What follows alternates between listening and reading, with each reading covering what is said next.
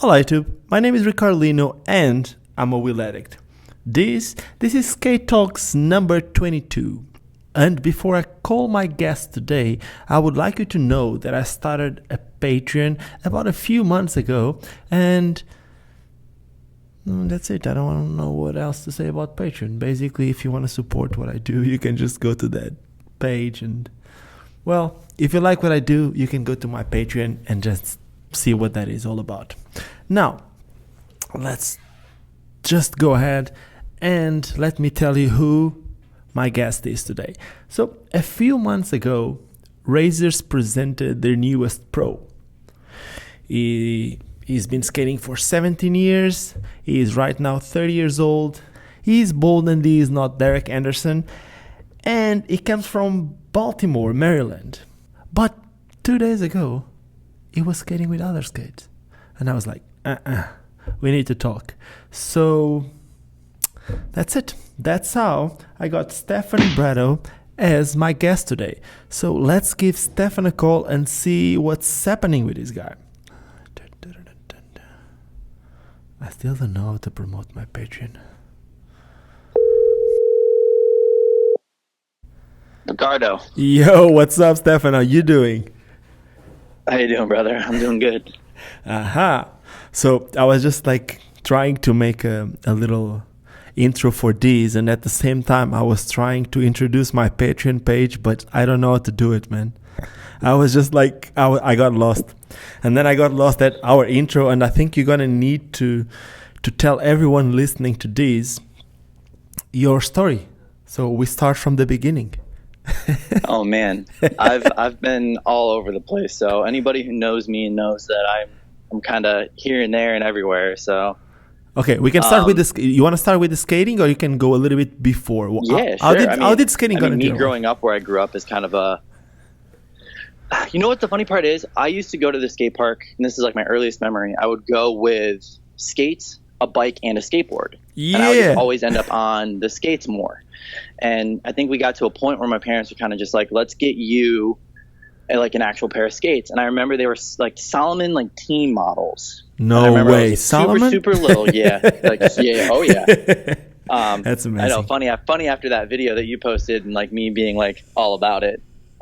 But yeah, that was like the first thing. And then like my earliest memory was having those Salomons. We went to a local sports store because this is when X Games were still on TV and like. Yeah. That's basically when Salomon got into the game too. Still there? Yeah, I'm here. Can you hear me? Yeah. So yeah, it said reconnecting, but yeah. So I remember just like getting them at a sports store, going home, and then my dad, he's like a mechanic, and he's really good with just kind of, woodworking and like building things. And I just remember going home and him building me a little tiny ramp and a little tiny rail out of like housing pipe. Awesome. And that was just like my first memory. And we have like these photos of me in my driveway doing that. And I think I had like 2 pair of those. And then what Salomons were those? Skating for a while. What Salomons were those? They were like I just remember them being black, and I think they were like a T model or like one of the ST models. I don't remember specifically. Was it an aggressive skate? Like, we an aggressive skate, right? Mm-hmm. Yep. Yeah. Okay. And then I got they were like the soft top gray ones. I think they were like the STIs. The STIs, yes. Mm-hmm. Yep. And then I got those, and then I remember after that I got a pair of Rems, and then kind of all over the place with skates for a while after that. But I grew up in a tiny little town, so the only thing that I had to skate was whatever we built in my driveway, or I had to drive like an hour and 15 minutes up to Rochester. And Rochester, New York was the closest city to me. So that's kind of like where I grew up skating and where. And with who did you used to skate in Rochester? And in your hometown too? So did you have any other one? That would have been like Chris Troyer, AJ Powell. It's funny because they're the same age as us, but like Mike Torres and Tim Adams and Dan Barnes were like the quote unquote older guys because they had been skating for a while and they were better. But like that was like, the guys that we looked up to growing up. But yeah, I had like a crew of, younger guys that we were the same age, and we'd go and stay at each other's houses for the weekend and roll around the city. And my dad would either drive us or drop us off, and was a really good place to start skating. I guess that was like a worldwide thing. Crews. Yeah, it was great. It was perfect. That's awesome. And then you moved from there, or like? I got into college in Pittsburgh. Growing up, we were like maybe 4-ish hours from Philadelphia. So when Chris Majette opened Neglected Truth, my dad would drive me out for all of the events that they would have, because they used to have those box champs. So that was like the closest thing to us that was kind of like a real skate shop. So my dad would drive me out there, and like we would stay with Chris Majette and like Judd Larson and Ethan Reese. They all lived together. So I would like, go around Philly seeing these guys like right after Opinions came out, and just like be in awe of like, how amazing they were, and just kind of sit and watch as a young kid, because I couldn't do any of that yet. So I wanted to go to school for graphic design. And, I knew that the Art Institute of Philadelphia was there. And then the other closest one to me was the Art Institute of Pittsburgh. So my senior year, for the very beginning of my senior year in high school, my parents and I went to Pittsburgh. And the minute we pulled into the city, it was kind of one of those like meant to be things. I knew that was exactly where I had to be, because it's such a rad looking city. So I moved there actually 3 days after my high school graduation. And when did James Short get into your life? Probably, I want to say maybe around like 15 or 16, because I remember my dad drove me out to Vertigo. They had like a session or something. It wasn't like a contest. It was just some kind of like session or event. And I knew who he was because of Daily Bread. And I was like a big fan of his skating, kind of like the Norca videos, which are like the Akron, Ohio crew. And I had seen him, and I loved his style and creativity, because like I was into like, punk and hardcore growing up. And he was one of the dudes that was like, kind of dressed like a punk guy, and like tight pants and black shirts and all that. And there wasn't a lot of that going on in like, 2003, 2004. So I kind of gravitated towards that. And then he was there, and talked to him a little bit. I don't think, he kind of put 2 and 2 together that, who I was or anything, because I was so young at the time. And then he stopped skating for a while. And then when I was living in Pittsburgh, he asked me if I wanted to start coming out to him, because where he lived in Ohio was about 45 minutes from Pittsburgh. Mm-hmm. So it might have been, I want to say maybe my 3rd year in Pittsburgh that I was living there. We just started skating together, and we clicked. We had the same kind of, personality, and just like skating the same things, and just vibed off of each other. So either every other weekend he would be in Pittsburgh, or I would be at his house in Ohio. That's sick. That's when I remember start seeing anything from you, at least from my side. I think that's when we really started filming. I actually bought a GL2 from Adam Johnson around that time. He like sold it on BMag, and we needed a camera, because I had originally started filming with Hawk Trackler. Hawk Trackler is who I lived with in Pittsburgh. I don't know if anybody remembers this, but Hawk had a really bad brain tumor, and he had to go back home to Columbus. So when he left Pittsburgh, we didn't have anybody to film. So I was looking into a camera, so that way James and I could film, and I could film everybody in Pittsburgh. And Adam Johnson posted a GL2 on BMag, and I'm pretty sure it was the one that filmed KFC3. That was my first good camera too, but in Europe it was called the XM2 instead of GL. I think everybody had that camera, Like that it was like either that or the Sony. Like some people had the Sony, some other people had the Canon one. So I guess that was it, huh? Yeah, it was a good time. So did that, and then he and I filmed Jolly Jolly Heartbreakers. That was like our crew. So kind of traveled around the South and East Coast filming for that with all of our friends for a while. And I think it might have been right after that that I started working at Mr. Small's skate park. Wait, I don't know what like Mr. Small's skate park is. What was so that? So that was a skate park in Pittsburgh. It was an outdoor park. You still had to like pay to get in.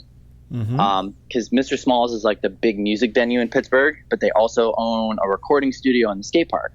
The guy who owns it was the one who made skateboarding get into Woodward East, because Woodward East was originally just a gymnastics camp.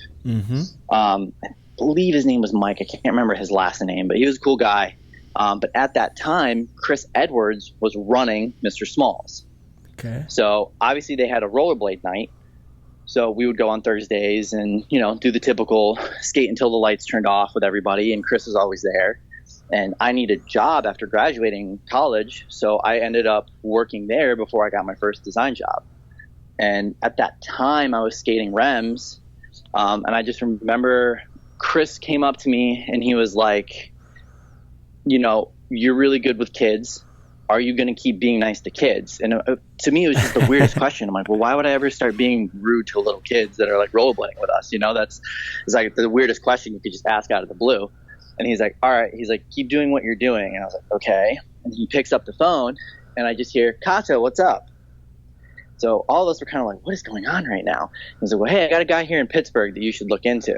And that's kind of how like everything started for me because, doing stuff with James, kind of did Jolly Jolly, and that was our first video. And then, Chris Edwards, of all people, calling Kato and being like, hey, I think you should look into this guy. That was just the coolest thing as like a kid, who knew the history of skating for that to happen to. So I got really lucky growing up being around the people that I was around. Man, we're going to go there later, but it's not lucky. Let's not even go there yet. Let's wait a little bit. It's not called luck, man. You could have been there, but if you would have never busted your ass skating and if you would have never followed your passion, nothing of that would have happened. So we'll get there later. That's very true. We'll get there later. But tell me, okay, and then after that skate park? And then for how long you skated in that skate park? So that how long did you work in that that park? Maybe I was only there for like maybe 2 or 3 months, and then I immediately got a design job. So I worked at that design job for maybe a year and a half-ish, and then ended up wanting to leave. It wasn't for me. It was a lot of like doing stuff, like doing t-shirts for like school plays and like fire departments and police academies. It just wasn't really my thing. And like I would get breaks at work, like 15-minute breaks, and on those breaks I would go and design stuff for Havoc. I don't know if you remember Havoc clothing. Yes, of course I remember. So I would like sneak little designs for Havoc in the meantime. Like that's what I wanted to do. So I kind of like, I was living in the suburbs of Pittsburgh, so I couldn't really see all my friends that I skated with. Wasn't really happy where I lived. Wasn't really happy at the job. And then decided I wanted to go home for a little bit just to, I was kind of missing home, kind of like missing my, friends that I grew up skating with. So I went home for a little bit, and the girl that I was dating at the time ended up moving back to North Carolina. So I ended up going to North Carolina for 2 years. So I was in Charlotte for a little bit, and then I was in Raleigh for a year. That's sick. Did you skate with Will Gordon? This is like... Did you skate with Will? Did you skate with Will Gordon while you were there? Wasn't Will Gordon from North Carolina? Will Gordon was from, I think he was from Greensboro. But he had stopped skating at that time. I moved in like 2010. It's like 2010 to like end of 2011, 2012 is when I was there. But the first 6 months I was there, I was in Charlotte, and I got to skate with Montre and Phil Gripper and Casey Wilson a lot. And then when I moved to Raleigh, Long had been working to start Oak City. So right when he opened Oak City is when I left North Carolina. Of course, bad timing. But it was cool getting to see him kind of like work. He worked so hard to get that shop going, and he still works so hard today. But it was cool kind of like getting to see the start, and like there would be times when we would like be out skating. He's like, well, no, I'm like working my second job so I can make some more money, because he was just trying to save to buy a building for the shop. And it was so rad seeing that. But that was like when I really started skating a lot. I was skating pretty much every single day. Just like the good weather and the people that were there. And it was just, that's kind of when it like clicked for me that I wanted to like skate all the time. And were you skating Rams back then, or when did you do the? Right before I moved to North Carolina is when I stopped skating Rams. I started having some knee problems, and it just they obviously the way Rams are made, I physically couldn't skate them without being in pain, and I felt bad because Kato was which Rams so were those? Awesome. I think the Happies that had the big V cut with the lacing were the last ones that I had. Okay. So I had like started with the Frankie OS Rems, and pretty much all the models between those I skated. So I remember that the open shell shell ones. Skating rims. I remember that the open shells used to make your foot go a little bit more like a royale, like bending outside, like in a sole position. But the other ones I never had that problem. I loved them. Yeah, they were amazing. Yeah, I loved the big ones too, like the bigger boot. At the time they were perfect for how I was skating, and I loved them at the time. It just got to a point where my body couldn't handle it, and kind of skated some like random things. Skated Solomons again, skated some rollerblades, and at one point I think it was the last year of me living in North Carolina. We went to Bitter Cold, and I actually forgot my skates. And we stopped in Columbus on the way, and I'm super close to everybody in Columbus because of Hawk Trackler. My friend Kyle Wood gave me a pair of his Aragon 3s, and that was the first time that I had ever really skated Razors besides one pair of Genesis, and I wasn't a fan of Genesis. What were the Aragon 3s? What color were those? I don't remember. Is that they were white with black cuffs and a black backslide. SL skate. And it was SL. And I swear to this day that was still the best I ever skated was that night. So it just kind of clicked, and I was like, cool, I'm just going to keep skating these. Ended up going to California on a trip for a job, and a buddy of mine that rollerblades out there needed me out there for some video work. So obviously while I was there, we skated a bunch. So got to go to the Razors warehouse and meet everybody, and met Andy, met Jeff, and kind of skated with, I think it was Tyrone Ballantine was in town. Mm-hmm. So I got to hang out with him and skate with him. That was not a long time ago then. That's when Tyrone was filming? That's when the Razors house was still a thing. Okay. So that was like when he was, because I remember Razors house. I remember Tyrone going there twice. First for the Valo video, and after for the Blader Gang. In the future. Okay. That's the one. I think it was like that time. But yeah, that was cool to go out there and see that. And that's the only time I've ever been to California.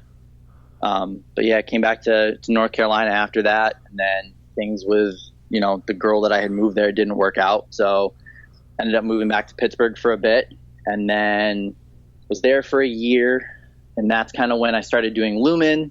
And everybody who knows me knows that I'm big into clothing companies and having them. Lumen was the one I think that was the biggest for me. I lived off of that. I didn't even do design work for a year. See, I don't know what Lumen is. You're gonna need to explain me Lumen. Yeah, Lumen was a clothing company that I had for maybe, I want to say 3 or 4 years. And at a point that was literally my job. I was living off of Lumen. It was just kind of, everybody remembers the owl. It was a big owl logo, and everybody loved the owl, and that's kind of was the thing for it. But I've always been into streetwear and graphic tees, and that kind of ties in with graphic design work.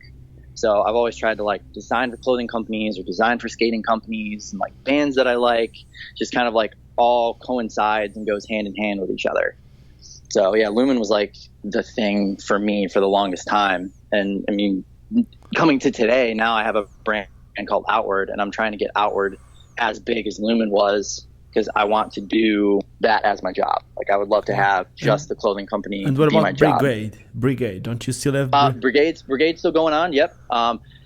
With me moving recently and focusing so much on Outward, all kind of the time and money and effort that I would have put into Brigade, I wanted to really put into Outward, because Outward can go to so many more people, because it's not pigeonholed into one thing, just like skating. It's music, and it's going outdoors, and the whole point of it is kind of going out and living your life and not wasting your life is kind of the whole point of the brand. Mm-hmm. And then it's got a very specific style, so the style appeals to certain people, but that just it's going to be more promotable to more people. Not that having Brigade just focused on skating is a bad thing.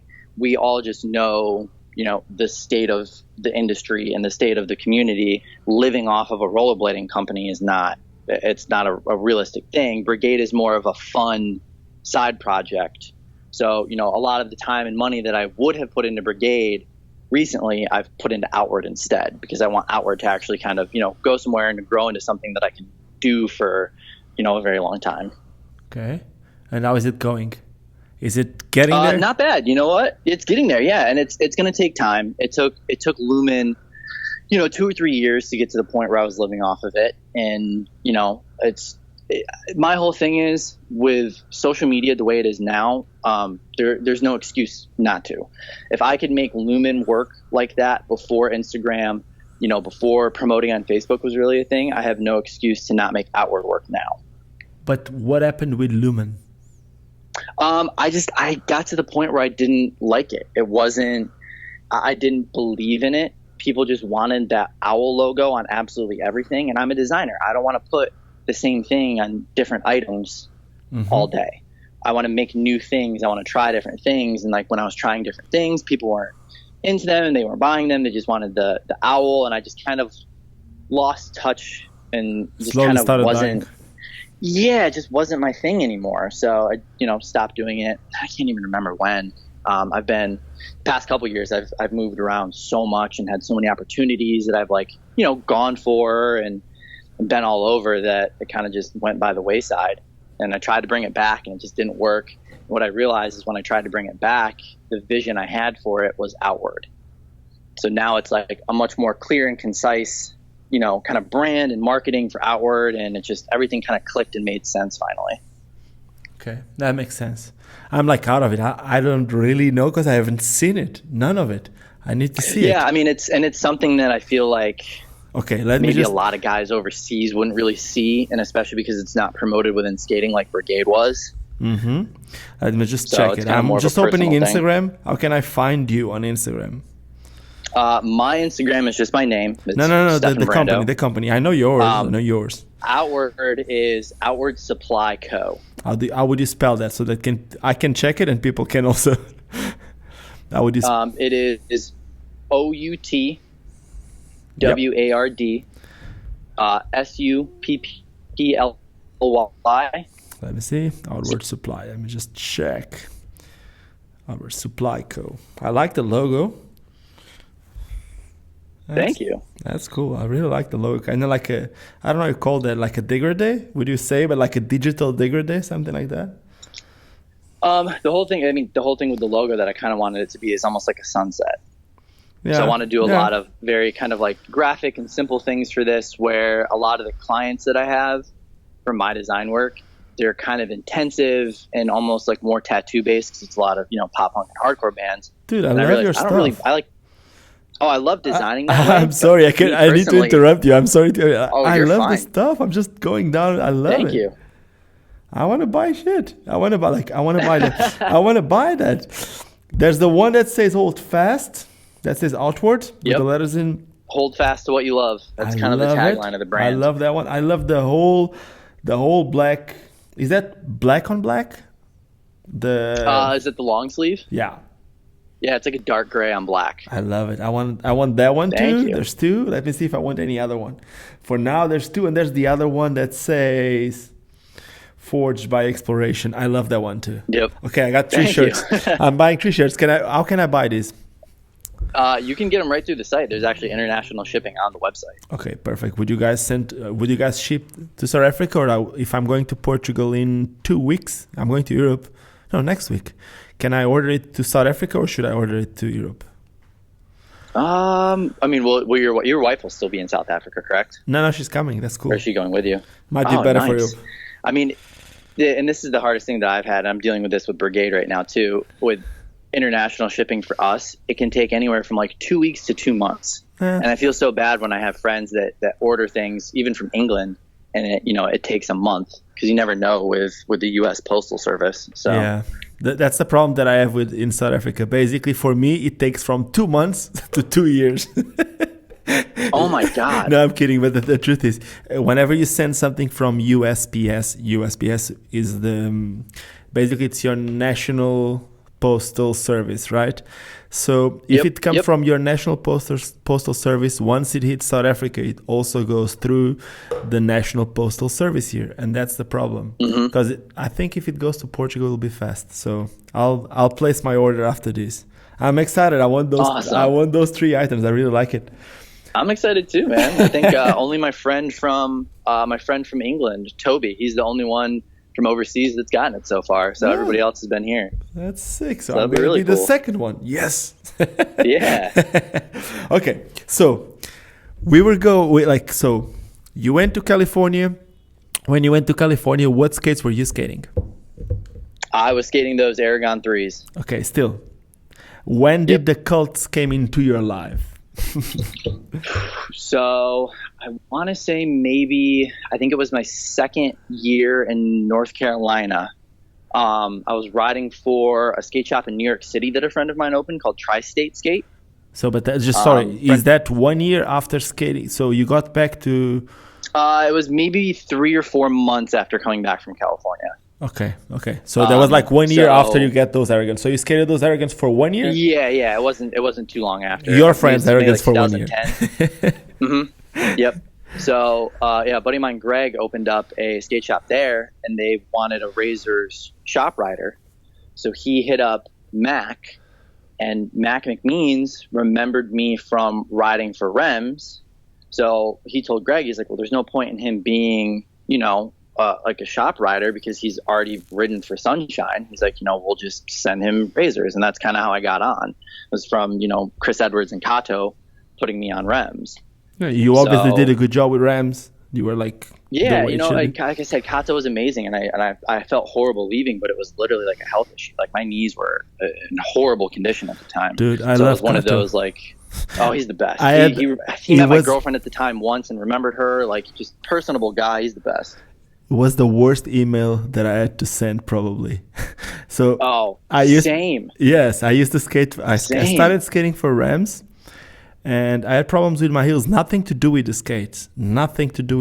Basically, I went to California. It was when Jan Welsh was filming for Leading the Blind.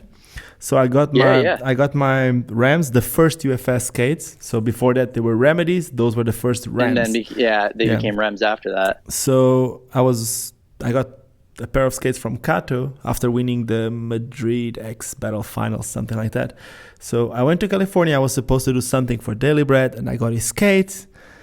I went out and skated. I was so pumped, so excited that I just bruised my heel. Then I was for 2.5 weeks in California, and then I had 3 days left. No, I was 3 days left. I was like, no, I'm going to skate. I don't mind. I'll make a way to skate. The last 3 days, I went, like 3 days before I leave, I went out with Ryan Schutte, and the first spot of the day, I just I thought I was twisting my ankle, but I actually broke it, and I just realized it a few years later, but I treated it as if it was twisted.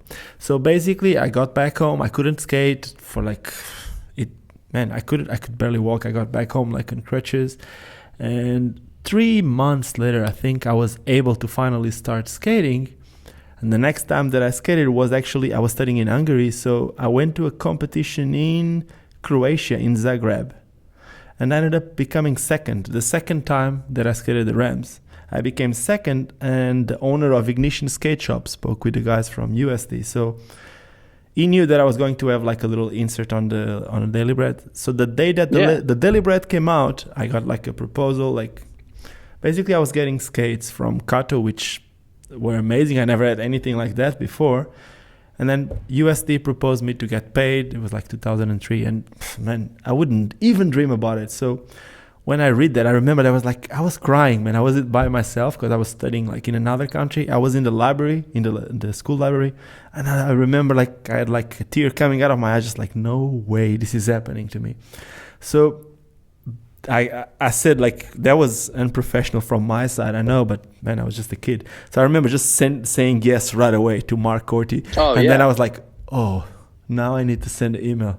Now I need to tell Kato about this. So he completely understood, and he was man, we can't give you a better deal, so good luck with that. And he was always like, since then. Oh, nicest guy. It's amazing. Seriously amazing. So Kato. Lots of love for Kato, huh? Best guy. Love him. So keep going. Then you got the cults through the shop, or the first skates that you got from the shop? I want to say I skated SLs for 3 years. Filmed with Hawk Trackler a lot during that time. That's when I was living back in Pittsburgh. And then I want to say maybe 2013. Ryan Parker gave me a pair of Colts because he was all about them for his whole skating career. He's loved Colts. And he was like, well, if you're skating Razors, he's like, why don't you just try these too? and I tried them, and it was just like an immediate, like 100% yes, I'm skating these. This is great. Chad Anthony was doing the whole Cult Revolution thing at the time. Oh, it was him. That's what I was going to ask. Friends. Yep, it was right around the same time, so it kind of worked out perfect. And I was very, very good friends with Chad because of James Short and Jolly Jolly Heartbreakers. So, of course, I was like, if Chad's doing something with the skate, I want to, do something with him because I love him. And it just kind of worked out perfect. And then I remember when I emailed them about me wanting to skate Cults, the big thing was, well, if you continue to skate Cults, you'll never be Am or Pro. And at the time, I was like, I don't care about that. That's not something that, I give a shit about because I just love these skates and I have fun skating them. And that's what I want, to continue skating. Like, I never had something with like that much control. And that was like a big thing for me. Like, I don't grind that much.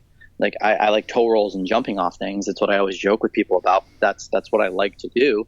And for those types of things, the Cults were perfect. So I had like found my skate and just kind of, stuck to my guns about it and refused to not skate anything else. And that just, for probably the past, 4 years, that was like the thing that I skated. That was my skate for the longest time. Okay, I loved them.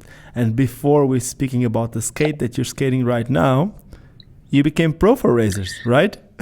What happened? You kept skating the same skate? They had sent me, they had kind of gotten to the point where it was like, Stefan's skating the Cult and he wants to skate that. Why don't we start having him promote the Cult? So the Cult Navies came out and I did the promo video for that. And then I had originally was going to do the promo for the White Cult, but at the time Ray Cronenberg had just gotten on the team, and Ray also was a good friend of mine. He rides for Brigade. So they had him do it because, new Razors rider who's also riding the Cult. They wanted, somebody new to make a video. So he did that one. And then I ended up making the promo for the Cream too. So that was kind of my thing for the longest time. And then October of last year, I had sent them an email saying, I kind of wanted to do more things with the Cult. Like either, help, with colors or new ideas for it coming out. There was talk of a Cult specific team for a while. Did you never draw anything for like being you a graphic designer? Did you never work with Sunshine? Did you never design logos? I've done most of the ground control wheel graphics. I did the last 2 ground control shirts. I've done most of the Razors t-shirts in the past like 5-6 years. Okay. So I got to do a lot of that, which is really cool because, I used to do stuff for Havoc. I used to do stuff for Con Artists. So I always try to like have my hand in like designing something skating related because that's what I love. Okay. And then, And then what happened since? Because when did you become pro for Razors? We talked about it in October of last year after I had sent that email about the Cult. Jeff Howard and John Fromm, Jeff had been pro for a while and John Fromm had just turned pro. And they were kind of pushing like, well, we want Stefan to be pro too because we want, to all do stuff together and we want to like go on trips together and film together because we're all good friends. And so they kind of really pushed for it and they were in agreement. And I had been filming for almost a year on a video part that I just wanted to make just because. So I was like, well, why don't we use this video part that's, arguably the best thing I've ever made for my pro introduction. So they're like, that's perfect. We're going to introduce Derek Henderson in December. We can do you end of January. So that gave me more time to work on the video. And I made a trip or two to kind of get some more things that I wanted to get for it. And then we put it out end of January is when the video came out. And wait, we are in May. And I saw you skating other skates. So what happened there? Yeah. I just started skating V13s. Are they V13s or M12s? I thought they were M12s. I didn't they're V13s. It's the same colorway as the new white M12s that are coming out, which kind of worked out perfect because I definitely want to get those too. But I haven't been in agreement with the way that they have promoted things and branded the company for a while, and that was part of the reason that I emailed them about things with the Cult. Since I started skating the Cult, I felt that it was underutilized. I felt like it wasn't promoted. While I was skating the Cult is when Valo made the V13 huge. And I said to them, I was like, there's no reason why the Cult can't be the V13 for Razors. It's a price point skate, but it's an amazing skate. People love it. Slim look. Doesn't get promoted. It's super slim. It's all about control and style. And I was like, just because it's a lower price point doesn't mean that it can't be promoted just as much. And if it's one of those things where it's just... Sorry. Keep going and I'll interrupt you in the end. Sorry. Oh, yeah, go for it. I was going to say, with me and Ray being the only people that skate it, you have like the two guys that are like, okay, these guys have a kind of a specific style of skating, kind of a specific dress and music. And it kind of like goes back to the Shima and Elliott days of Cult. There's no reason why we can't play on that nostalgia and, make the Cult cool again now. Like, it could have very easily competed with the V13. Everybody was skating V13s for the longest time. And from my perspective, I didn't see why the Cult couldn't be that way too. And so many people message me asking the same thing, like, why isn't the Cult being promoted more? Like, I'd much prefer to skate Cults. And a lot of the people that would have skated Cults would never have skated SLs or Genesis or Shifts. I can justify that. So it was like a market. I can justify why they were doing it. I can tell you why exactly. So and I was told why too. Yeah, the thing is, usually for people listening to this that they don't know, the thing is, companies, they need to invest. Whenever they do a new product, they need to invest a lot on those new molds. Obviously, whenever they sell a skate like the Cult, it's the profit that they get is usually, they get better profit because the molds are usually more than paid, right? Just like it's an older skate. But at the same time, and if you think about it, it would be better because it's just more money that they make. But at the same time, because they invested so much in the newer skates, in the newer molds, being in the shift, new product, being the shift, being the SL, whatever, they want to pay that first, and then once that is paid, then they would be okay with you skating the other one. But the biggest problem, which is not a problem, it's we create this.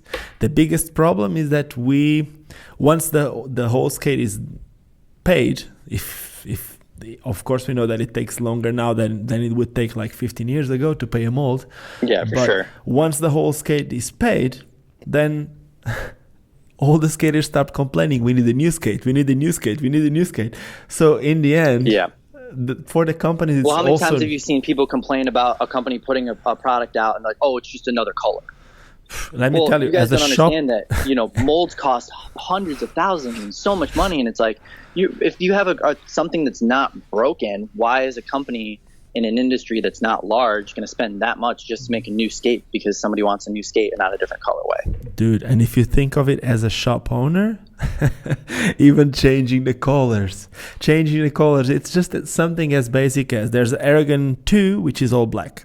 And then there's Aragon 3 that comes like 6 months later, which is the white with the black. Which is white and black. Do you think the kids And then you have 3 colors of frames and 3 different sizes, but do you think and it's more SKUs for the shop. Yeah, but do you think the kids would buy the Aragons 2? No, there's the Aragon 3. Why would I buy the old one? Unless you make me the low one like really cheap. But wait, the skate came out 6 months ago.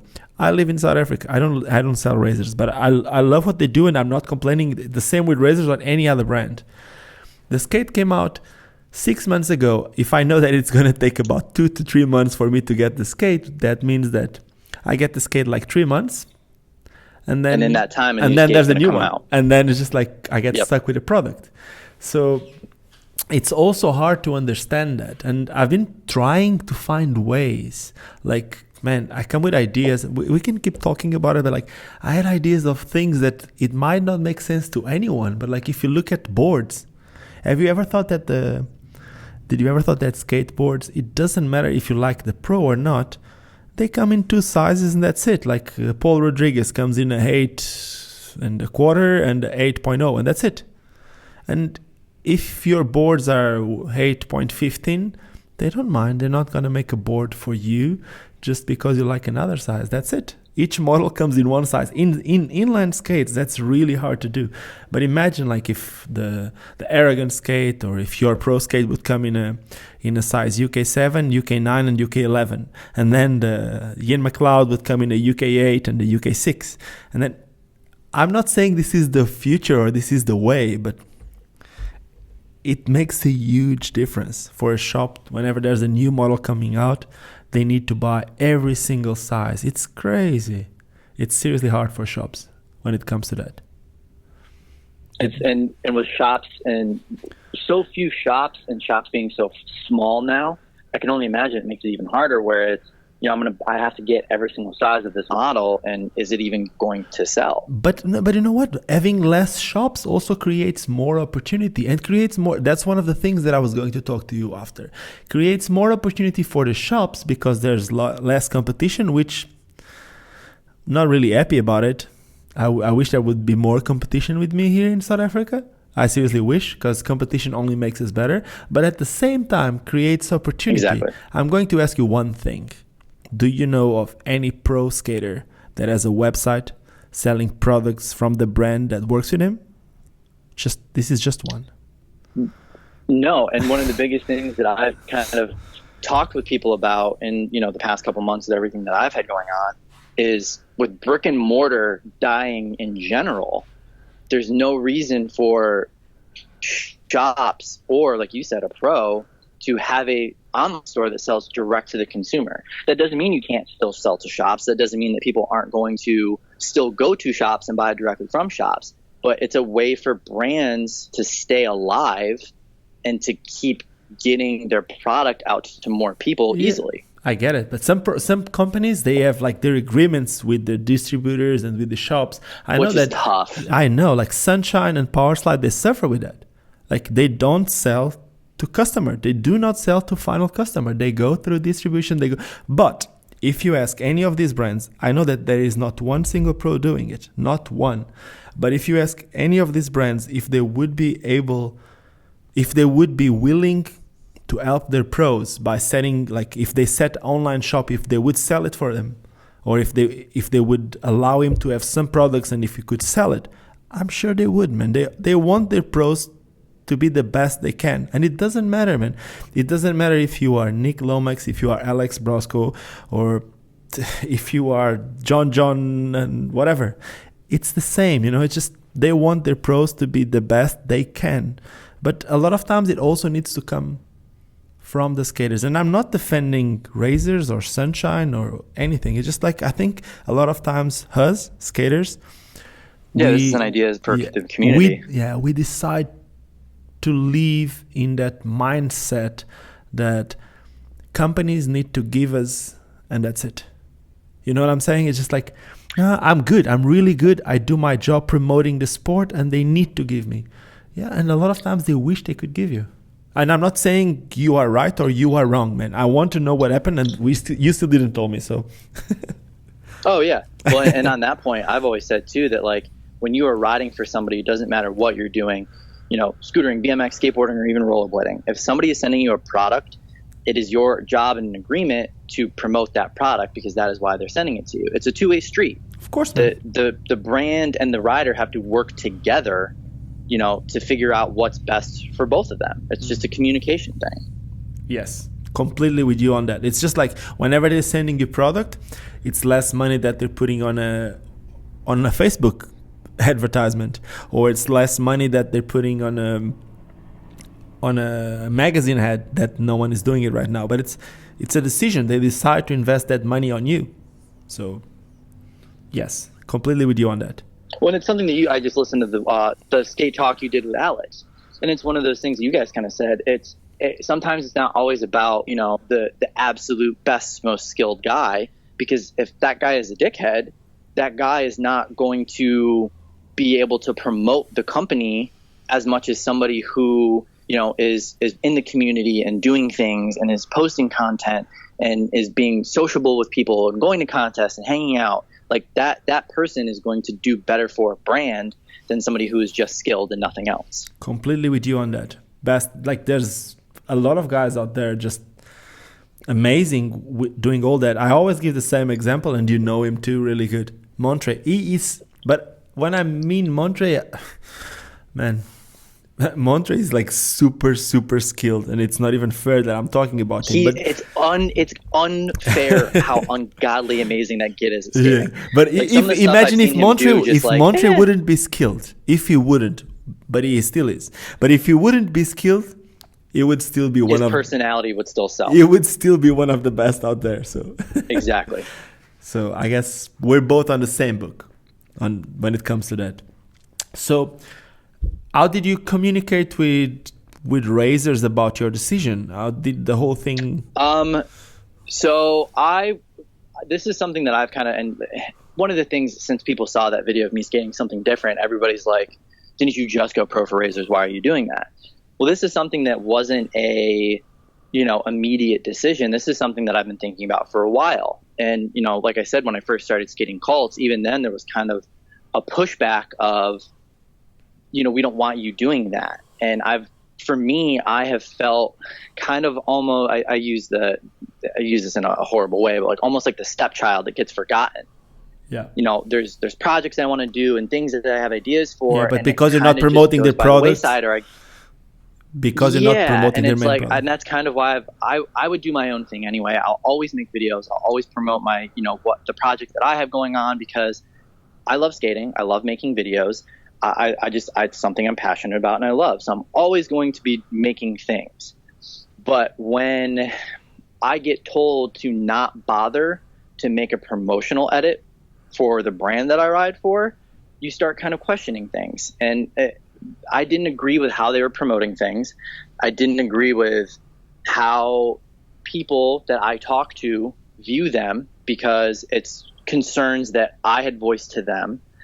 And at this point in my life, I'm making so many positive changes and so many things that are going good for me, that skating is my fun time. And I didn't want my thing that is fun in my release to be stressful or bogged down by me not agreeing with the company that I ride for. Totally with you on that one. So, and like I told them and I emailed them, it's, Jeff Akers has been absolutely amazing the whole time that I've ridden for them. He's always sent me things if I needed them, always on point, but I just didn't agree with the way things were being done. And from what I saw after going pro, being pro for them, for me, it might be different for Jeff, it might be different for John or Derek Henderson. For me, it literally changed nothing. If anything, things for me got worse there being pro. They're asking us for content. I'm giving them content. It's not getting posted. And I know I wasn't the only rider that felt that way. It's just one of those things where if I'm going to be involved and working that hard for somebody, I want to be appreciated by them. It's knowing your worth. And I felt that for all the time and effort that I put in, I wasn't getting it back. So between that and just me wanting to, skating is fun. I want to have fun. And like, if I make something for you, being a rider, I would hope that you would post it and not say, don't bother. Okay, I get it. It makes total sense what you're saying. And did you ever thought about going for other company, or it was just, you, like you said, you just want to do your own thing and not bother about representing anyone? Or you think like, do you feel like you need to have another company so that you have a goal or something? Or that's the reason why you also have Brigade, so you can put your content into something? Yeah, like I said, skating for me, I love it so much and I'm so passionate about it. And anybody that knows me in skating knows how much I love it and how much I love doing it. I will never stop skating. I'll never stop making videos. I love filming and editing. That's something I'm always going to do. If I do it for a company, great. If I do it for myself, great. It's going to happen no matter what. The thing with me and Razors specifically, I just needed to stand up for myself, because I felt that I wasn't being appreciated the way I should have been, and I didn't agree with the way things were being done. And that's nothing against them as a brand. That's nothing against me not appreciating them turning me pro, because that's a big deal. It's a very big deal. As kids growing up, we all wish for that to happen. And I was so very excited to have that happen. But right now in my life, the way I'm doing things and the way they're operating just doesn't coincide. So for me, I would have rather just left, done my own thing, skate whatever I want to skate, and just have fun and make stuff and not stress about it. Okay. What do you think? Do you think that the number of riders that they have would make a difference? Would be like one of the reasons why that was happening to you? For me personally, I think it was and this is, like I said, I don't want to sound like I'm talking shit on them, because it was, riding for them was amazing. I still love the cult. They're not horrible people. It's just I didn't, our visions of things didn't coincide and align. For me, I felt like if you're going to introduce this new pro team as a core aggressive company, that pro team should be what is selling your skates. If you're a company that is based on, tricks and videos and not relying on speed skating or fitness skating to make your money, your pro team and the videos and content that you put out should be the number one thing that is selling your skates. And I felt like they just kind of wanted to do the bare minimum and didn't want the pro team to really be a pro team. A few of us had talked about doing projects together and, flying to meet up with each other and, we were just trying to come up with all these cool, rad things because we were all excited that this was like, this new pro team that they announced. And it just, nothing we said to them they wanted to do or were excited about. And it was like one thing after another of just kind of like, no, don't bother, or like, no, we're not going to do that, or we can't do that. And for us, it was kind of like, well, why bother then? If everybody's going to be on the same level there, then why announce a new pro team kind of thing? Do you think if you would start pushing a little bit more with the big wheels, and because of course Razors is going a little bit into that route because it's the way to go for some companies to make a little bit more profit. Do you think if you would have gone that way, would have been different for you? There would have been more opportunity for you inside the brand? You know what? I think that, like I said, for me at this point in my life, I think that no matter what, I probably would have ended up at some point leaving regardless. And like I said, I don't want to seem like I'm bad talking them. I don't want people to not buy Razors because they're great skates. I love them. They were amazing.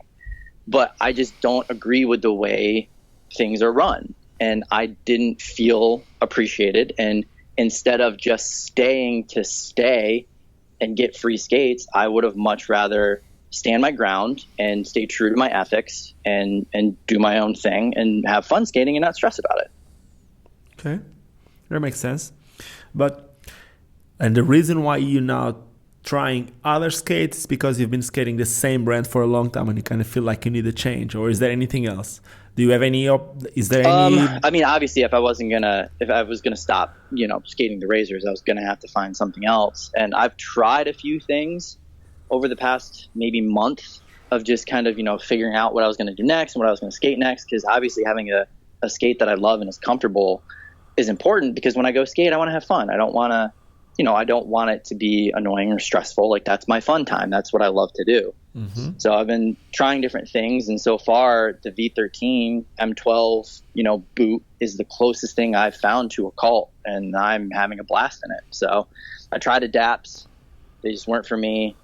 Was thinking about trying rollerblades. And, when it came down to it, I was like, I grew up skating, M12s during the Face the Music era, and then just the closest thing to a cult in my opinion, and I've been having fun in them, so that's all that matters to me. I'm comfortable and I'm having fun. Is that the reason why you said that you really want to get the M12s, the new ones?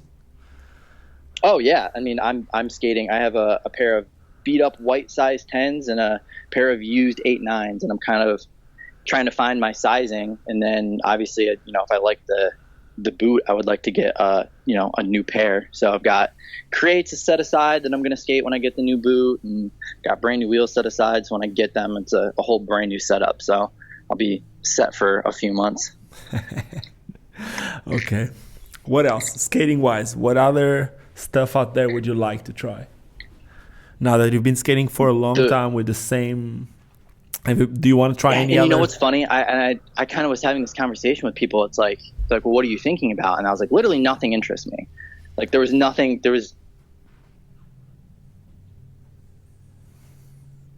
I think I lost you there. I'm going to call you again.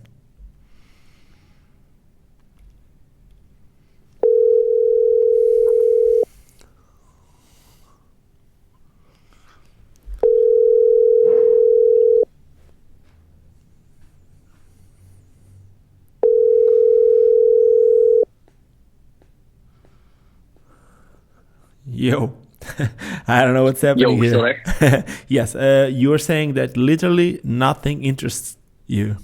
Yeah, there was just, and I was kind of having this conversation with friends because we were talking about, how many brands we've lost and how few skates. Not that there's not choices out there, but for me personally, there was just not a lot that I was interested in. I wanted to try adapts. I wanted to try the M12 V13 boot, and the only other thing that I'd be interested in trying is the rollerblade new jack. Mm-hmm. But now that I've skated I've got a pair of V13s and I'm enjoying them, I think I'm good for a while. And the THEM skates, aren't you curious to try them? Yeah, I'm good friends with Russell Day. I asked him if he, knew of anybody that had any, or if he had any old ones, and he mailed me a pair of boots that he had ridden on for a year or so they were kind of already broken in. They weren't for me. I need a tight plastic boot to my foot. I just, the Cult was the best skate for me, and the M12 and V13 the THEM boot. skates. What about the THEM skates? I'm in between an 8 and a 9, and the sizing for them's it looks off for my foot. Because they're they do the 7, 8, 9, 10. I feel like the 9, 10 is going to be too big and the 7, 8 is going to be too small. So, okay, you might need to try them too. And what about the ANs? Have you thought about the ANs? I have absolutely. That was one of the ones I have no interest in.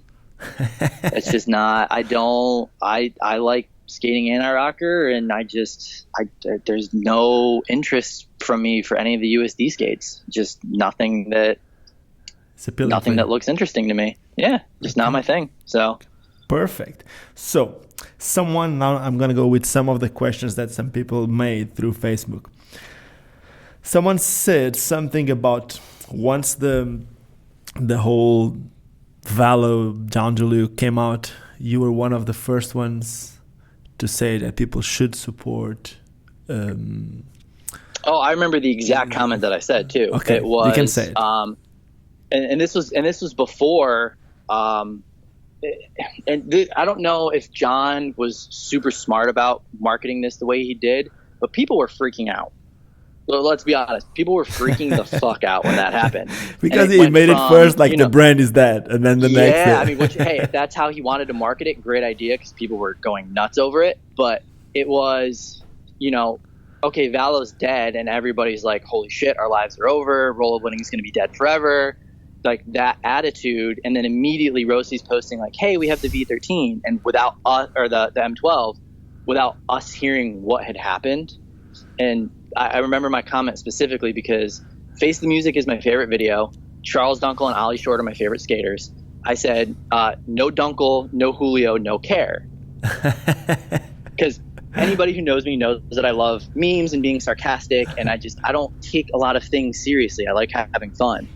So, after hearing, everything that John said and, everything, it was never, I had friends from Columbus that are like diehard Dallas supporters that were like, no, fuck that, don't buy those.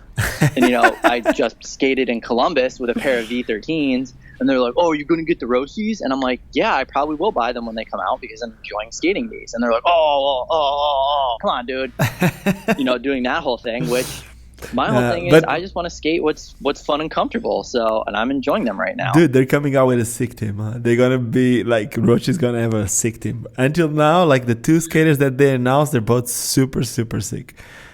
I have said for the past 5 years, since SSM and kind of NIM, passed away and were gone, that whoever picked up Joe was a genius. And I didn't understand why nobody had up until this point. Yeah, I don't know. I know that awesome. he tried a lot of skates and he skated with a lot of. Probably just wasn't feeling them. I don't know. I really don't know. I know he skated for USD before. I also know. I think he skated for SSM.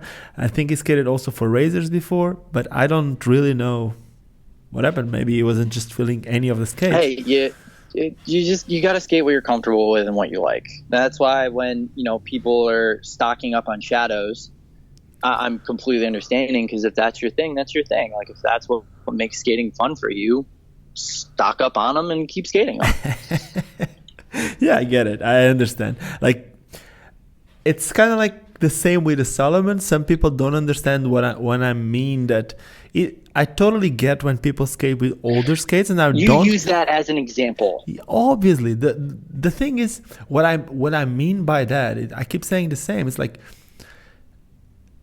we need to support as much as we can the brands that are trying to do everything they can. Even like it's that like are we said still before, existing now, trying to do things for us now. Exactly, man. It's like if you're gonna be skating, like I understand that you like an older model from USD as an example. You like the classic Trones. They don't make the classic Trones anymore.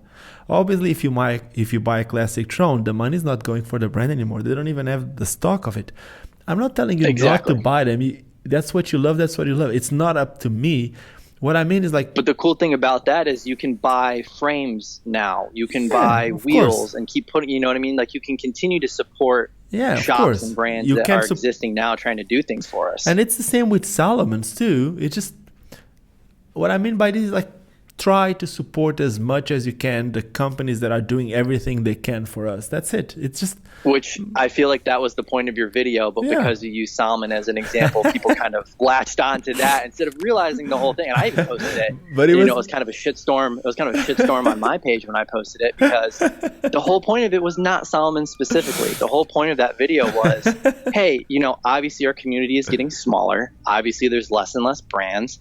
We should be supporting those that are still around.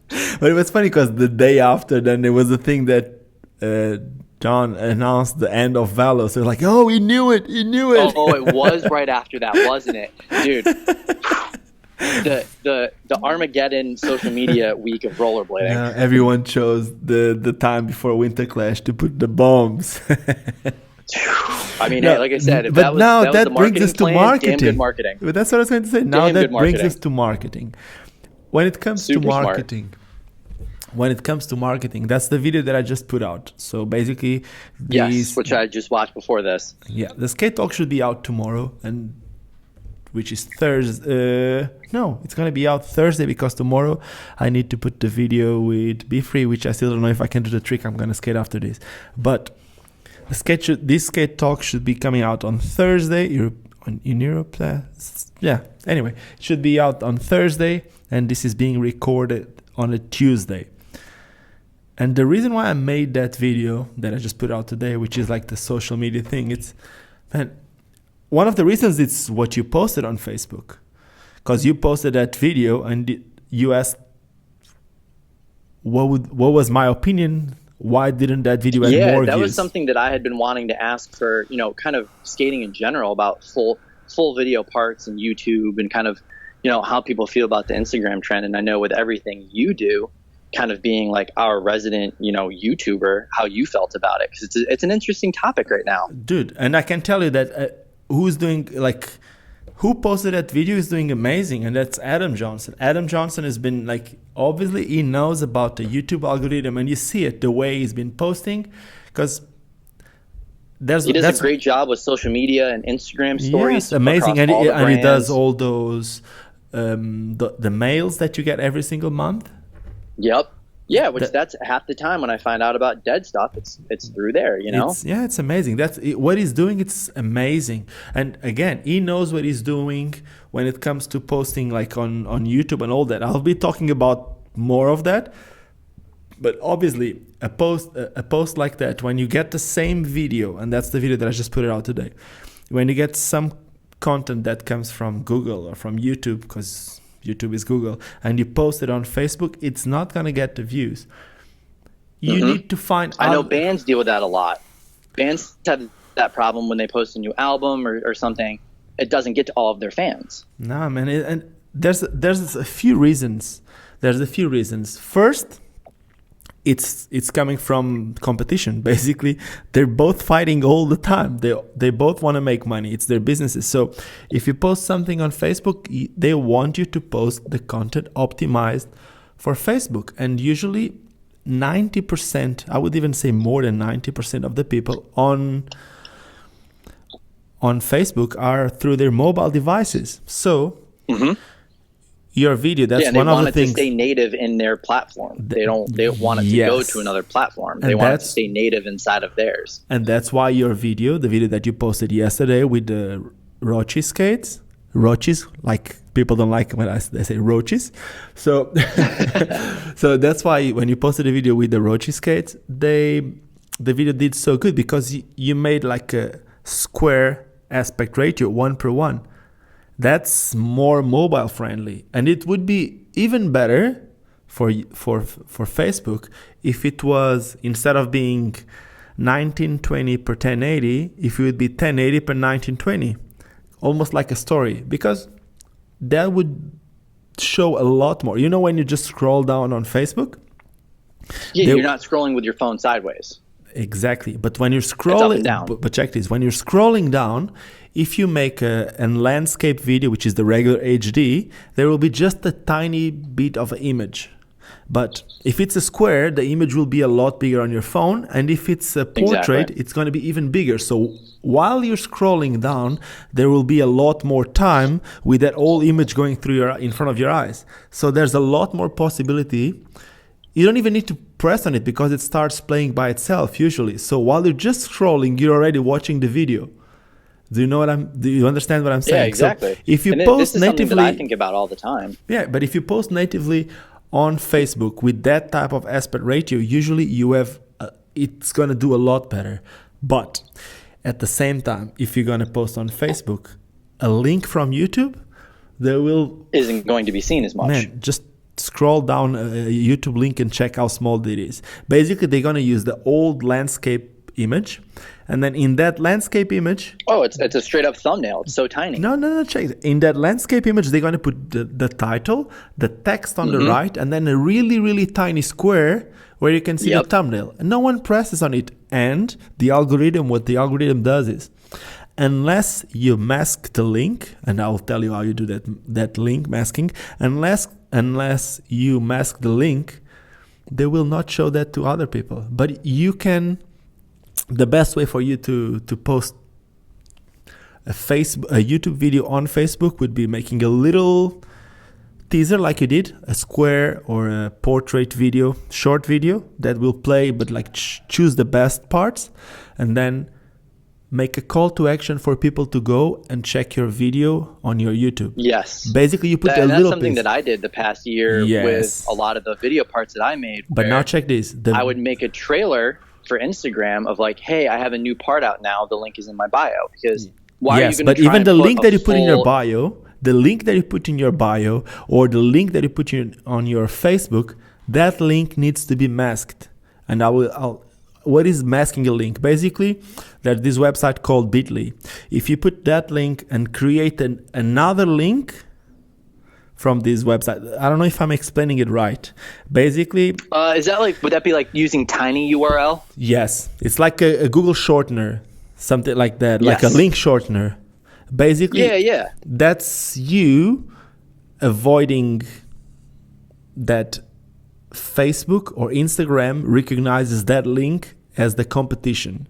Coming from another platform. From a competition platform. It's not coming from another platform. Exactly. It's like the competition. So if that link is masked that way, then they will still promote it. They will still show your profile, or they will still show the post. But if you don't do that, they will do everything they can, man. They want your post to do great, because if you post it right, you'll get a message like a day or two later just saying your post did great. Hey, boost this post. Yes, your post is doing great. If you pay us, we can keep boosting it. You can get more. Because that's how they make their money, man. So yeah, and it's understandable. And that's something that I deal with Outward, and that's kind of why I'm so interested in, the social media marketing that's the new thing. Like if you are a business, you have to get on board. Like, it's not a fad. It's not something that's going to go away anytime. And that's why I'm so interested in learning. Dude, and it's something that, it's constantly changing. If you think that you're going to university and you're going to learn it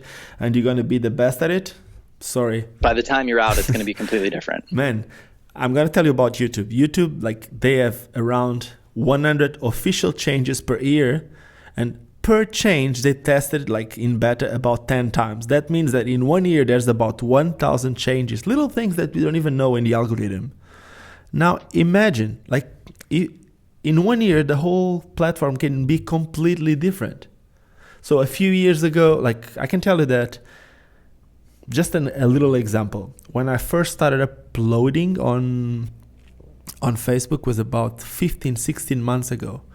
All you would need, you would just to press a button and you would be able to monetize your videos. Then, a few months later, they said from now on you need to have 100 subscribers if you want to monetize your videos. Yes, I remember people freaking out about that. And now it's 1,000 subscribers and 4,000 hours viewed for you to be able to monetize. And this is YouTube. I'm obviously a lot more into YouTube, even if my job is mainly Facebook.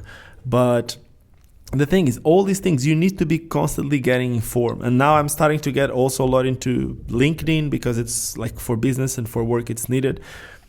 But these things, like, the way I see it is, you do all these because you need it for work, but at the same time you can take advantage of this for your passions, and it's a way to help what you love. It's a way to help what you really love. So okay, let's move away from this one. Let me see what else we got here. Yeah, I was gonna say, you and I could be on that subject all day. Dude, we're all super interested in. It's just like I can talk about this forever. It's just one of those things. Okay, let's see what we got here. Let's see. Let me go down. As you can see, I'm obviously not the best at planning. I've been, like, over the last weeks, it's been crazy for me. How did you got into? Didn't you start working for some music companies, or, like, what happened? I've been there? doing freelance design for bands for a very long time, and then while I was living in Baltimore, the first time I got a job offer to be a graphic designer for a big bodybuilding company that I was a fan of. Mm-hmm. They were like an indie clothing company, and they made, tons and tons of money, and they had their own warehouse and like other companies and like a car racing team. And I think somebody may have asked about that, but I did that for about a year. And that didn't work out. The owner kind of didn't want somebody aside from him doing design work. And actually, funny thing is, I actually talked to him last night. It was the first time he and I had, like, talked outside of, like, a random Facebook message in a while. But, it's just one of those things where it was his company. He wanted to do his own thing. I had a different design style, and it didn't work out. So me leaving there is actually why I ended up in Columbus. So. And how does a graphic designer deals with that? Not like, because you said already, because you weren't agreeing with razors, you decided leaving. But how is it for you? Because it's your job. If someone asks you to do something, because you have obviously the technical skill, but sometimes how can you get creative when you don't really feel it? If you know what I'm saying. That's exactly was the situation. And it's not a bad thing. It was his brand, and he wanted the designers he had on staff to design in his old style. But the whole reason they had brought me in was to design things in my style and kind of move the brands in a new direction. And that never happened. They just wanted to kind of stick to what they did. So there was, like, times when they had me do other things, and they had me managing the gym for a little bit, and, like, doing social media for the gym. And that was something that I had never done before, was, like, managing a social media accounts for a company. So I didn't know what I was doing, and just both of us kind of came to the conclusion that, like, we loved working with each other, but my style was different than what they wanted. So he even said to me, like, I'm holding you back. You need to be doing what you need to do, and it's pointless for you to stay here when we don't need you. So so you ended up just deciding it's not your thing and you're out. Yep. Yeah. We left on good terms. I didn't get fired or anything. Gave me severance, and the severance helped me start a brigade and helped me move to Columbus. And they're super rad. They, like, just had a TV show and, like, all this crazy stuff. And his wife is the #1 female bodybuilder in the world.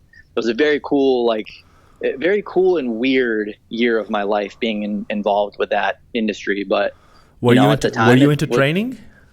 Did you start? Yeah, I'm actually super into fitness, and that was part of the reason that I knew about that brand. And while I was there, I got huge, obviously.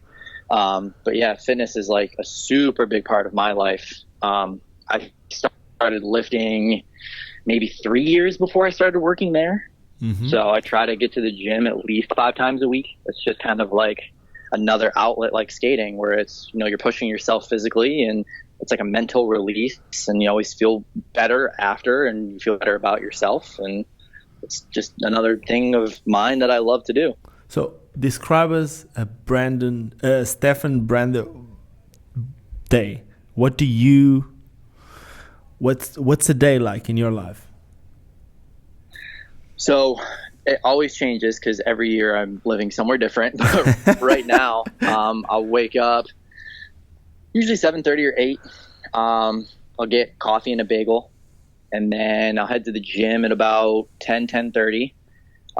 Lift for anywhere from a half an hour to an hour, kind of depending on, what's going on that day or what I've got going on that week. Like if I know I'm going to skate all weekend, I'm not going to do legs, 2 times that week, because then I'll be dead for skating that weekend. And then I'll be done at like 11:30, have lunch, and then that's usually when I'll start doing design work if I have design work. Okay. And when does the skating come? Do you pretty skate? Much it. How often do you skate? It's been weird because I just moved to Columbus a month ago. Or not Columbus, Jesus. I've moved from Columbus to Baltimore a month ago. So I've still been like unpacking and getting things around. And then me trying to find skates was weird. So there was like a 2-week period where I didn't skate, and then I got skates, and then I got those adapts and I just wasn't feeling them. So there was like a weekend where I didn't skate. But now that I've got, the V13 M12 boot, probably going to start skating a lot. A lot of the guys here, skate on Thursdays. So probably Thursdays and Sundays will be the skate days. And my best friend still lives here. He has filmed most of my videos. Either him or Hawk are the people who have always filmed me. And he still lives here. He was going to be moving to California, but he's luckily going to be staying for another year. So he and I try to go out when he gets out of work at 2 or 3 in the afternoon, or we go out on weekends, and I got a pretty good situation. There's not as many people that skate here as Columbus, but the people that skate here at least communicate of like, hey, I'm free on Tuesday. Is anybody skating? Or, hey, I can only skate Thursday. Let's skate. So I'll still have the opportunity to skate a ton. That's awesome. And tell me, when you go to the gym, do you have any do you try to train to get better at skating too, or when you train, it's mainly like your just regular fitness routine without even thinking about skating? Like I said, if I know I'm gonna have like a weekend trip of skating, I'm not gonna do legs all weekend because then I'll be dead for skating. But when I started lifting, the whole point of it. Still there? Yeah, here. Can you hear me? Oh, there you are. The whole thing for me when I started lifting was I wanted to get bigger, because I've always been a really tiny, skinny dude, and I got tired of it. I wanted to get bigger. But getting into fitness and health, you just end up, diving deep into it. So now I try to eat very healthy, and, you feel better because of it. And it just becomes I don't want to say an addiction, but it just becomes something like skating where you're passionate about and you want to learn all about it. So there's been times when I was living in Pennsylvania working for that bodybuilding company, I hadn't skated a lot during that time. So I knew I wanted to start skating again. So I did more cardio, and I did more leg exercises that helped me, and kind of, I don't know, just kind of getting better general physical shape. Did you felt any difference? Did you felt any difference in your skating? You know what's crazy? And I felt it, and I've actually had people comment on it. When I got more weight and a little more top heavy and fuller, because I was just a skinny dude. Even my best friend Josh that I was just talking about, him filming me, he was like, you look so much more solid now because your body has kind of filled out. Mm-hmm. And when you land, you kind of land with a more, more weight. So it seems more solid. Okay. So that's cool. That makes sense.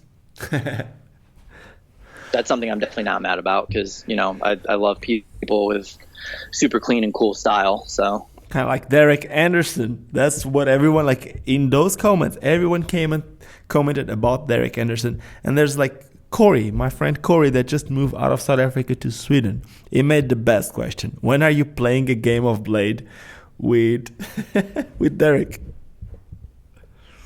I need to get out. Well, and this is something that I talked about with him because I'm riding for his bearing company now. He skates with a guy from where Intuition Skate Shop, Chad Tannehill, and they both kind of skate like big burly dudes, and it's always been a joke between us that we're going to make a man blading at it. But Derek would probably absolutely destroy me in a game of skate. I feel like the only thing that I could ever get anybody on is like a toe roll. Nah, man, you got those cess slides and toe rolls on lock. So I think you guys have like... You know what's funny? I haven't done cess slides in a very long time. I saw Aaron Schultz made the comment on Facebook of what would you get rid of first? And I have to go with cess slides because I don't even do them anymore. Come on. Can you still do torque cess slides? Like the spinning Unity ones? Probably. No, just the torque. Just the torque. So long. Torque cess slide. I've never been able to do torque cess slide. Dude, I used to do them so easily, and like now, it's just to think of it. All I can think is just, I'm going to fall forward. And I used to do them so easy, and now I just can't anymore. Even like just thinking about it, it's scary. I kind of feel like I'm going forward, like right away. Watching Kevin Dowling do them back in the day was always terrifying too, because I was like, what if there's a crack? Like, Julian Ba's spectacular, dude. Julian Ba in the Adapt video. I know that's why you got. That's why you wanted to get the Adapt. Huh? Yeah, probably. And the kid, that kid Levy. Dude, that's one of... Levy is one of my absolute favorite skaters. I know, and he kind of reminds me of you skating somehow. His style of skating reminds me of you. I'm fine with that because I love that kid. I love awesome. The way he skates. I know, I love the way he skates, and he kind of reminds me of you, and then like bold and all that stuff. It's just sick. I love it. Okay. Man, I guess we're coming to an end, no? Is there anything else that... you want to tell us? Anything else that... I have one more question. I mean, and I'm just living life, having fun, trying to do my own thing, and I hope that other people will do the same. Just kind of, I'm a big Robbie Pitts fan, and I love that Robbie pushes the positivity, because I feel like right now in skating, the community is the best it's ever been. Even though the industry may not be as big as it once was or in the best position, I feel like all of us that are left in the community love what we do. We're all older. We're all a little more understanding. And I feel like people should be a little more aware of that. And, there's no room for negativity. If you don't like something, don't pay attention to it. Don't watch it. If you're passionate about something, let it be known, but be respectful about it. There's a big difference between being real and being negative about something. Yeah. So you can be realistic and, tell people how you feel and have an opinion, but you can do it in a non-negative way. Completely with you on that one. Have you listened to Chris Edwards' podcast that Mike Powell just put it yesterday? No, I saw that though, which I need to, because like I said, working for Chris and knowing Chris and his personality, Chris is awesome. I love him. You need that in your life, because that's one of the things that he said. That's one of the things that Chris Edwards just said in that podcast, and that is skating is in a better position than it has ever been.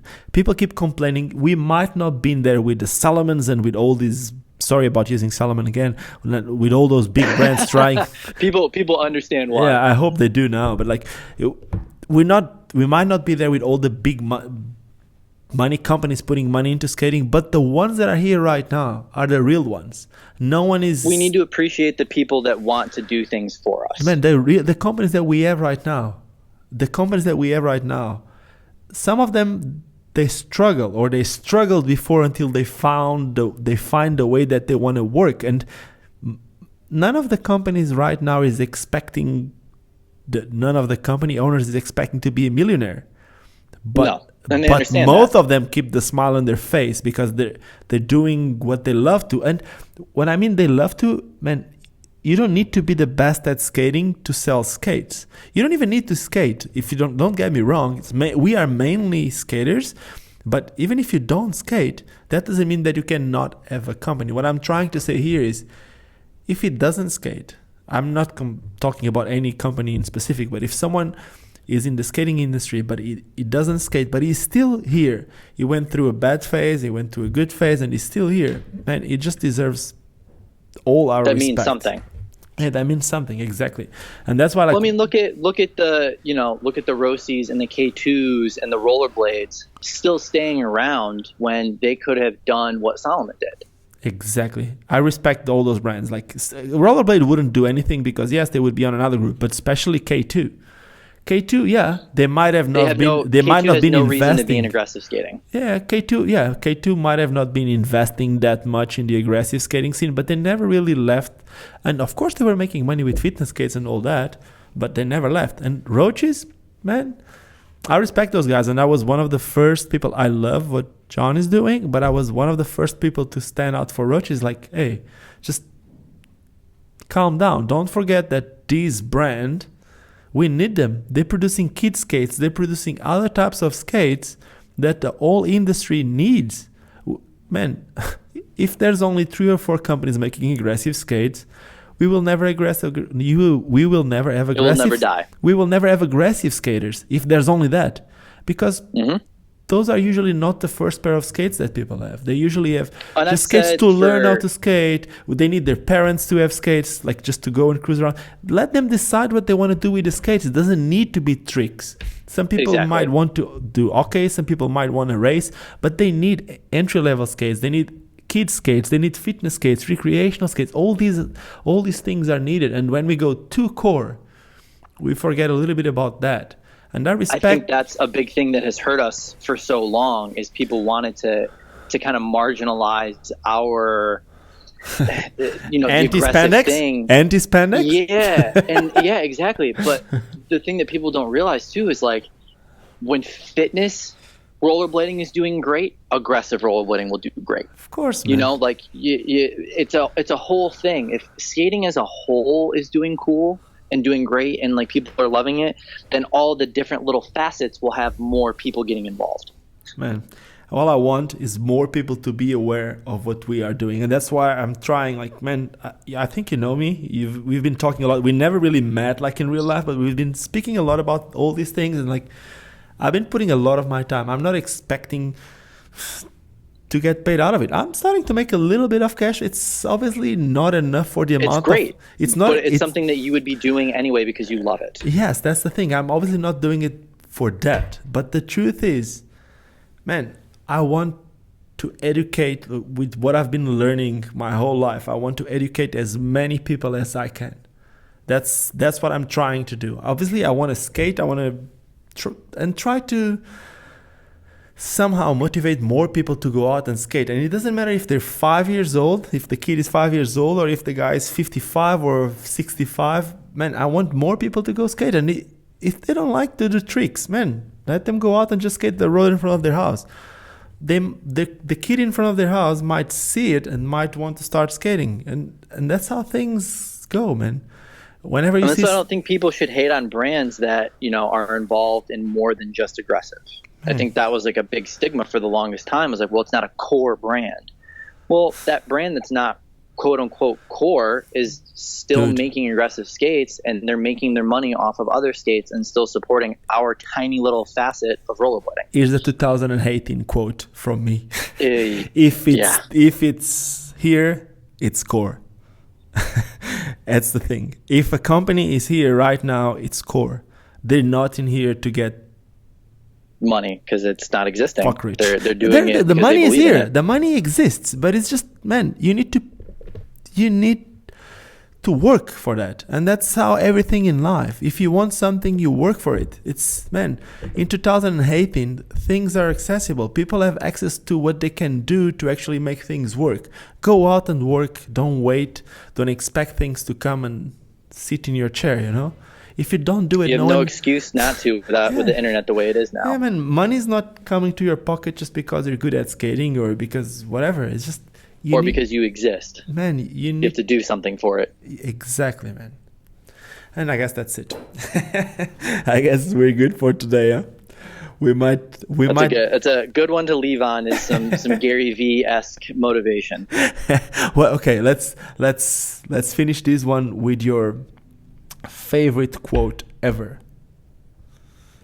That 110% would be my dad. My dad has always said positive equals positive. And for the longest time, I kind of got that. I understood the basis of it, but the past few years, it's really made sense. And that's something that I appreciate him always kind of pushing in my life is, always be a good person, always be positive. And it may not seem like it at that moment, but good things will always come back to you and positive things will always come back to you if you stay positive. That's amazing. I can see a tattoo with that. Just a plus equal plus. My parents are rad. I love it, man. I really love it. Okay, man. Stefan, it was awesome to have this skate talk, man, and I'm sure all we're the gonna people that you've talked to be included with them. Like that's kind of an honor for me to be included with the people you've talked to previously. So I appreciate it. Thank you. Nah, man. After just an example, after you posting what you did yesterday, the amount of people that engage with that thing, that just mean how much the whole skating industry likes you and how much the whole skating industry respects and they look at what you're doing. So. And I'm the type of person that wants to be friends with everybody. So I'm all for it. That's awesome. And that's what we need more. Okay, so we're done. I hope you enjoyed this one as much as I did. Huh? And we're going to keep in contact. I hope to see you one day soon. We might even meet in absolutely. South Africa, we will Europe, definitely be talking America, whatever. more and more about our social media interests for sure.